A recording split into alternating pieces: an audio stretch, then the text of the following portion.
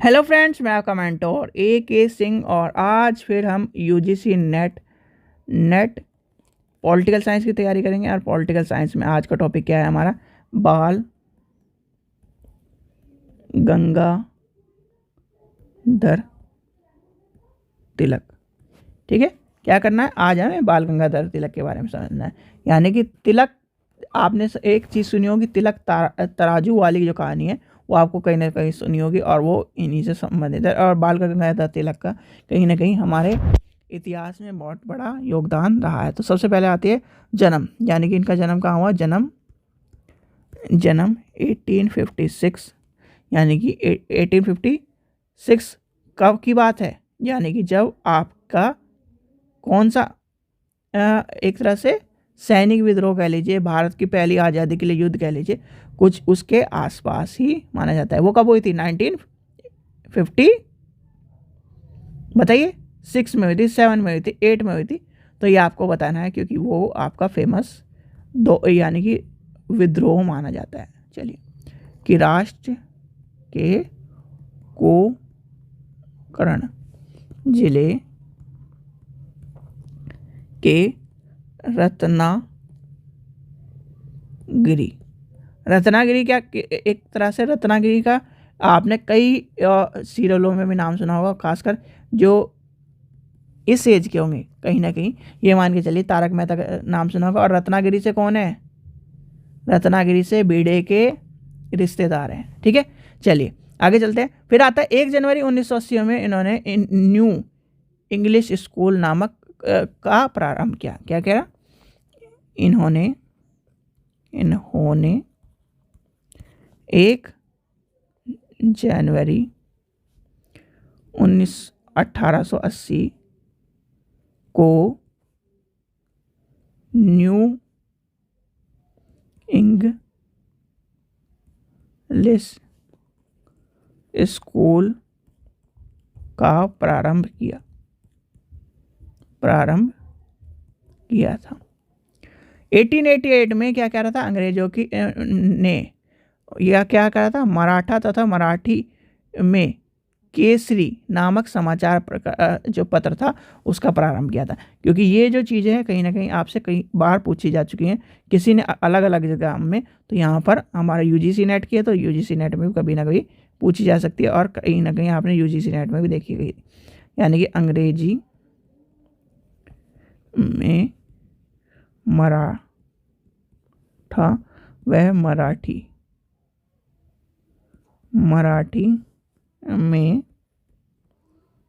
केसरी नामक समाचार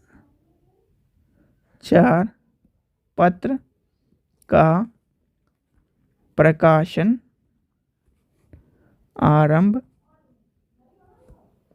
किया था। ठीक है, चलिए आगे चलते हैं। आगे क्या पढ़ा? यानी 1885 में दक्कन के एजुकेशन सोसाइटी के नाम से सार्वजनिक संस्था की स्थापना की थी। और ये एक तरह से क्या क्या मतभेद हुआ, यानी कि ये भी लिखिए क्योंकि जो जितनी भी चीज़ आपको लिखवाई जा रही है इम्पोर्टेंट ही है। 1885 में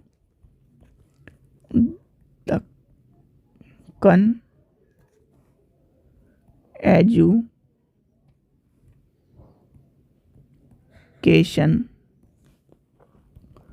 सोसाइटी के नाम से सार्वजनिक संस्थान की यह उनके आकर से मतभेद हो गया। ठीक है, चलिए आगे चलते हैं। आगे आता है यानी 1889 में तिलक ने भारतीय राष्ट्रीय कांग्रेस में सम्मेलन यानी एक तरह से सम्मिलित हुए और इन्होंने क्या करा? बहुत सारे एक तरह सम्मेलन के रूप में माना जाता है। 1960 में तिलक के प्रयासों से कांग्रेस व मुस्लिम लीग के मध्य क्या हुआ था? लखनऊ समझौता। कब हुआ था? 1916 में लखनऊ समझौता या क्या है, लखनऊ समझौता सबसे फेमस समझौता है जो आपको कहीं ना कहीं देखने के लिए मिलता है, और ये क्वेश्चन कई बार आ चुका है। लखनऊ समझौता क्या है, 1960 में क्या हुआ, 1960 में मुस्लिम और कांग्रेस के बीच में क्या है, मुस्लिम लीग में और कांग्रेस के बीच में क्या हुआ, समझौता। फिर आता है गरमपंथी विचार। गरमपंथी विचार में तिलक ने गोखले व रानावड़े जैसे उदाहरण के एवं गरमपंथी विचारकों की आलोचना की, जो क्या है, ये मानते थे कि ब्रिटिश शासन भारत के लिए सकारात्मक है। क्या है, सकारात्मक है। फिर आता है, यानी कि फिर इनके क्या कहना है, इनके अनुसार साम्राज्यवाद शासन कभी भी आम जनता की भलाई नहीं कर सकता। उन्होंने कहा कि ब्रिटिश शासन अच्छा होता तो आयरलैंड की निवासी ब्रिटिश शासन का विरोध नहीं करती। इनका क्या कहना था, भाई अगर इतना ही अच्छा था तो वहाँ के जो आयरलैंड के और एक तरह से लोग हैं वो क्या करते, इसका विरोध नहीं करते।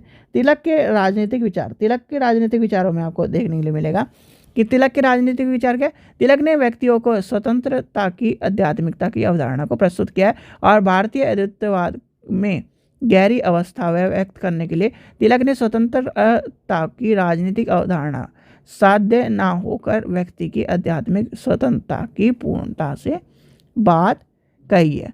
फिर आता है तिलक का स्वराज, यानी कि तिलक का स्वराज। अब तिलक के स्वराज में क्या है, यानी कि इसमें आपको देखने के लिए अलग अलग चीज़ें मिलेंगी। जैसे आपका क्या है, इन्होंने क्या क्या शासन और शासित एक ही देश है, यानी कि धर्म अथवा प्रजाति के होने चाहिए। विधि द्वारा स्थापित विधि का शासन, यानी कि विधि का शासन होना चाहिए। सरकार आम जनता की भलाई के लिए होनी चाहिए, ना कि क्या है, हुकूमत के लिए। ठीक है, आगे चलते हैं और आगे देखते हैं। स्वराज राजनीति और आध्यात्मिक के बारे में इन्होंने बहुत सारी बातें कही हैं। भौतिकता के बारे में बात कही है जो हमें कभी पढ़नी नहीं है। फिर आता है यानी कि राजनीतिक विचार, यानी कि राजनीतिक विचार क्या है, एक तरह से राजनीतिक विचार और राष्ट्रवादी विचार आपको पढ़ने हैं। राजनीतिक विचार आपको बताइए, राष्ट्रवाद के विचारों में क्या कहा, तिलक ने राष्ट्रवाद के विचारों में विविधता के, आध्यात्मिकता की एकता और मानविकता की एकता के, और पश्चिमी विचारों में राष्ट्रवाद का विचार प्रतिबद्ध किया। इन्होंने क्या कहा, भाई सीधे सीधे इन्होंने मानवता की बात कही है कि जो, यानी कि क्या है, व्यक्ति सबसे पहले होना चाहिए। कहीं ना कहीं राजपाट जो है, यानी कि इस तरह की जो चीज़ें हैं वो राजपाट के लिए बनी हुई है, तो राजपाट ना होकर राष्ट्रवादी, यानी कि राष्ट्र के ऊपर होना चाहिए सब कुछ, यानी कि राष्ट्र, ताकि अपने राष्ट्र के, यानी कि अपने देश के लिए मर मिटने की बात तक इन्होंने संबोधित किया है एक तरह से। फिर आगे क्या आता है, ब्रिटिश, यानी कि ब्रिटेन और फ्रांस में राष्ट्रवादी का आरंभ विकास हुआ, जिसमें भाषा, जाति, धर्म एकता के आधार पर राजनीतिक एकता को बढ़ावा दिया। पर कहीं ना कहीं आपको पता है हमारे इंडिया में उस चीज़ का बोलबाला नहीं आता। फ्रांसीसी क्रांति राष्ट्रवादी के विकास के दूसरे चरण में राजनीतिक संप्रभुता को के लिए लोकप्रिय संप्रभुता के रूप में आपको देखने के लिए मिलती है। फिर आता है तिलक के महत्व, यानी कि तिलक, लास्ट आपका बचता है तिलक के महत्व और रचनाएं, यानी कि तिलक के महत्व। अब तिलक के महत्व के में क्या आ जाता है, भारत में प्राचीन संस्कृति और जीवन मूल्यों को भारतीय राष्ट्रवाद का आधार बना है और भारतीय राष्ट्रवाद के प्रेरणात्मक के रूप में माना है। फिर आता है तिलक के स्वराज की जीवन के आधार में प्रस्तुत की गई, जिसमें क्या है तात्पर्य, ऐसे राज्य जिसमें क्या है, जनता क्या है, यानी कि आपको क्या बताया गया, यानी कि जो इनकी यानी भारत में जितने भी थे, तिलक ने क्या करा, भारत में प्राचीन संस्कृति और जीवन मूल्य के भारतीय राष्ट्रवाद का आधार बनाया और भारतीय राष्ट्रवाद की प्रेरणात्मक रूप में कहा है। तिलक ने स्वराज, यानी कि तिलक ने स्वराज के जीवन की धारणा प्रस्तुत की है, जिसके तात्पर्य क्या है, ऐसे राज्य, यानी कि ऐसा राज्य जिसमें जनता का शासन के लिए निकाय और प्रभावशाली नियंत्रण हो और राजनीतिक शक्ति व संस्थाओं का उपयोग जनता के कल्याण के लिए किया जाए, ना कि अपने कल्याण के लिए किया जाए। फिर आता है राजनीतिक आंदोलन का प्रभावशाली साधन के समर्थन के लिए कहा गया है। लास्ट बचता है आपकी, यानी कि रचनाएं, यानी कि प्रमुख रचनाएं। अब रचनाएं लिख लीजिए, इनकी लास्ट जो पॉइंट है आपका, रचनाएं लिखती है, वेद काल का निर्माण, निर्णय, द और फिर आता है the arctics woman in the Vedas. फिर आता है श्री मद भागवत गीता रहस्य अथवा कर्म योग शास्त्र। फिर आता है आपकी, इसके बाद आती है आपकी हिंदुत्व। इसके बाद आती है श्यामाजी कृष्ण वर्मा को लिखे तिलक के पत्र। ठीक है, ये आपके कहीं ना कहीं तिलक के बारे में था।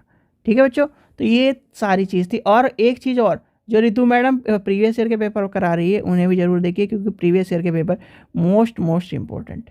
और अगर जिस बच्चे को प्रीवियस ईयर की बुक चाहिए हिंदी या इंग्लिश में, वो ले सकता है, लिंक डिस्क्रिप्शन में दिया गया है, 100 रुपये कीमत रखी गई, जाकर आप ले सकते हैं। आशा करता हूँ आपको वीडियो पसंद आई तो लाइक करें, चैनल को सब्सक्राइब करें, वीडियो को ज़्यादा से शेयर करें। Thank you.